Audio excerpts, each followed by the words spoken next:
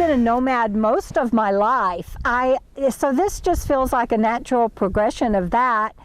But I became a nomad full-time under a little bit different circumstance than I thought I would.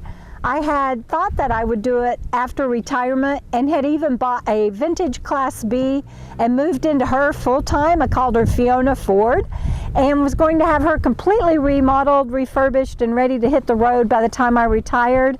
And then a pesky little brain injury got in the way, and I ended up being out here in a cargo van. My official diagnosis from my brain injury is impact-induced hippocampal sclerosis, which just means after the initial brain injury, I have scar tissue building up on my hippocampus, and seizures are triggered by different things.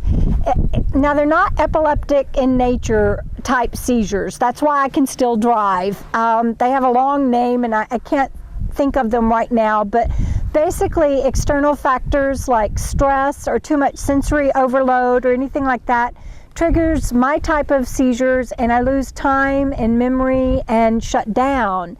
And that's always very weighs heavy on me and takes a while to recover. Depends on how bad it was. Sometimes I can recover in a day. Sometimes it takes 2 or 3 days. And in that time, I stay in my van.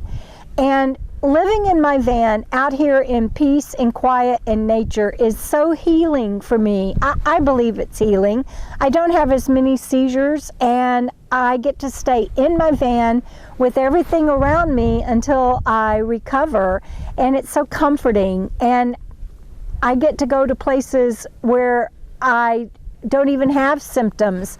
I might wake up and I might have vertigo, or I might wake up and I might be skipping a little bit, like an old record player, you know, where the needle would skip across, and that's because of my the hippocampal sclerosis. But I get to wait it out in my van in nature, and it's never as extreme for me as it was when I was living in the city. I tried living for a while with friends and family, but the TVs, the commotion, the kids, all of that is too much for me.